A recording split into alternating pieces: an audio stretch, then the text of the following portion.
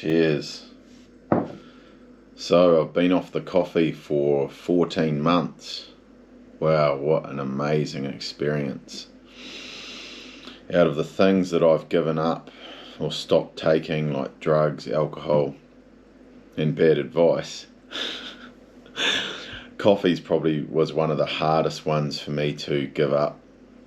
And then I figured the reason that it was so hard to give up was the little ritual, the ritual of making it, like putting the jug on, scooping it into the cup, mixing around the milk. I really do miss. I missed that ritual, but I've since replaced it. So yeah, I've been off the coffee for 14 months. My sleep has been amazing. I'm waking up feeling so energized. And I've been waking up at 3:30 a.m. for the past year, just about nearly the past year, but off the coffee for 14 months. Why did I give up the coffee? Well, I got sober in November 2021, and at the same time, so I stopped taking all drugs. I was only really smoking weed and some other things when I was drinking. And then I was drinking lots, and I was having coffees. I was like waking up. And I'd have 8 or 9 hours sleep. I'd wake up so fucking tired, and then have like 2 to 3 coffees, and still like only just feel a little bit better. And for a long time, I'd had a lot of stomach issues. So I really, deep down, I knew that it was connected to the coffee. Like I'd have a coffee and just go for a horrible crap. That's the only way to put it. Like a not well formed crap, basically have diarrhea after a coffee almost, horrible. Not the way poo should be when you have a nice poo. I knew that was going to be a bit awkward talking about that, but that is the truth. Honestly, like I would just have horrible bowel movements straight after having a coffee, and then I'd be like, I'll have another coffee.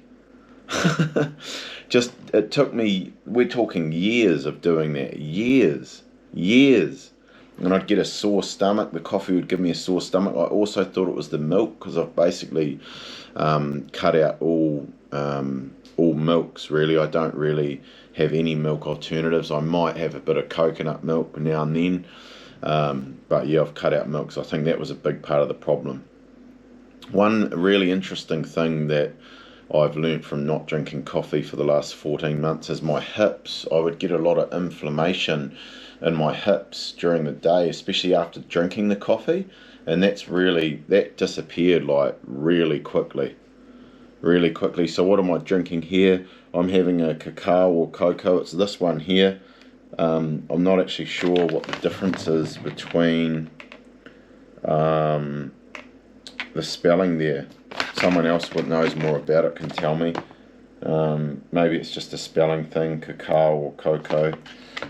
This one here, this organic raw cacao powder, I find quite, maybe that's baked. Maybe that's the difference.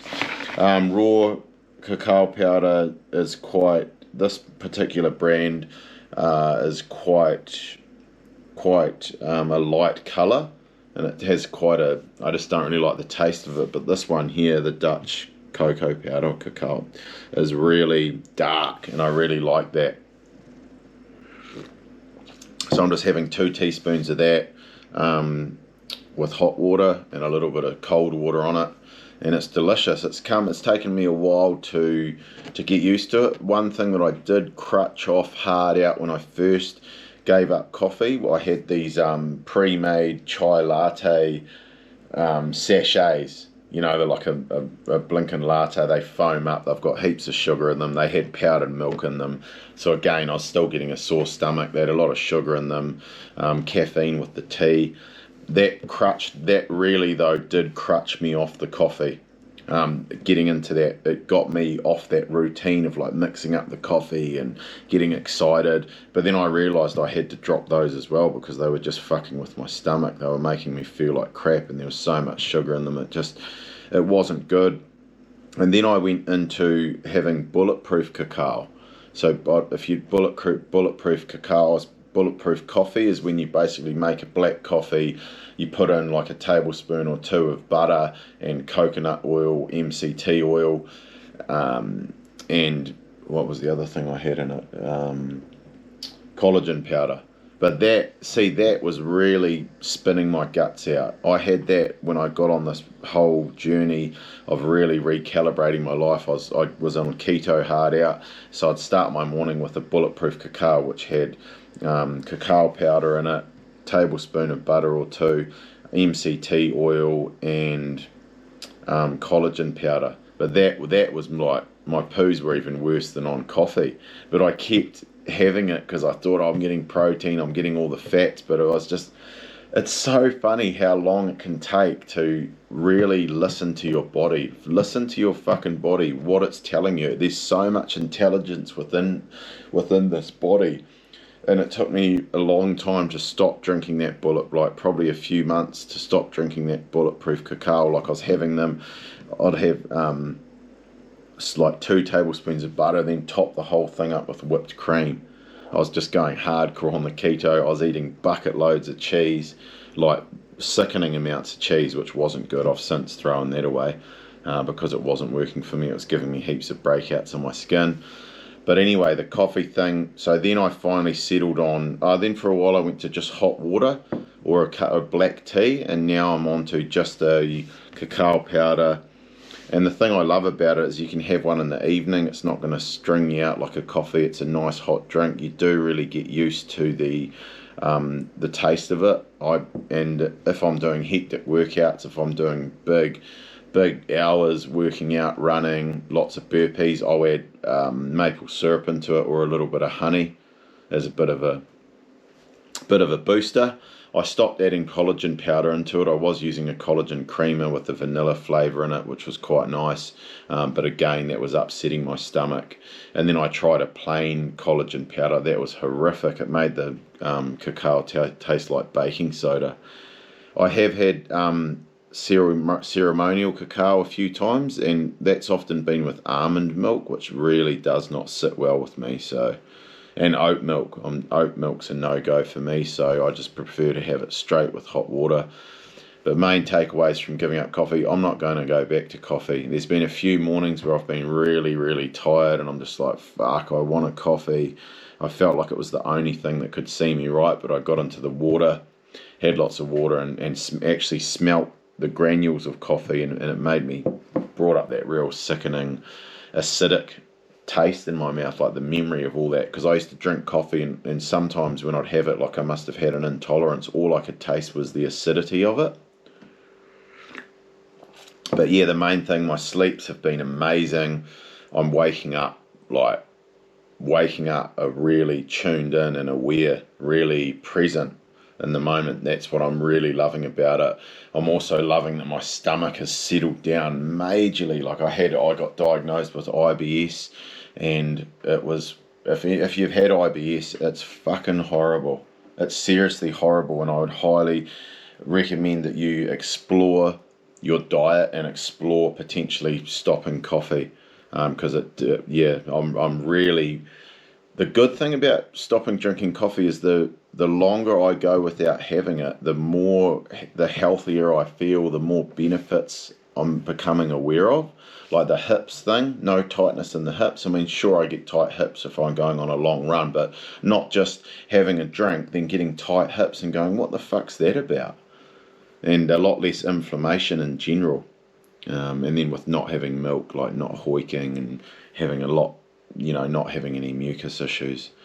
So that's been my journey with giving up coffee. It's been really rewarding. It was so difficult at the start. It was a bit like bad advice. It's hard to give that up. I'll have to do another video on that, how to give up bad advice. But yeah, giving up the coffee has had amazing results. I'd highly recommend it. There's, just like alcohol, there's so much pressure around coffee now. Like, hey, let's meet up for a coffee, or this thing that's built into our psyche. It's the morning, you've got to have a coffee. I'm a bitch without a coffee. I'm a grumpy asshole without a coffee. Like, those stories that we tell ourselves, they are running rampant in our society. So it's really important to bring awareness about who you are telling yourself that you are, what stories are you believing, and how do you actually feel after these drinks. Like, you shouldn't wake up from 8 hours of sleep and be fucking tired. That's mental, to wake up from 8 hours of rested sleep and need a coffee. You know, fuck, that's mental. Like, and in the long run, it makes you more and more tired.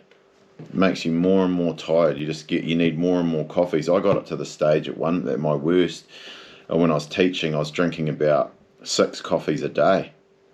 You know, having a couple of plungers in the morning, then might pick up a flat white, you know, like a latte kind of thing from a cafe or a little roadside thing, and then I'd have another 2 real budget, like horrible coffees at work, and I'd put like 4 scoops of Milo in there to make my own mocha, and just my guts was all over the show. Horrible. So if you've got any questions, drop them in the comments about, if you want to know anything more about my personal experience with giving up coffee, any other suggestions, like there might be stuff that I haven't covered in this video.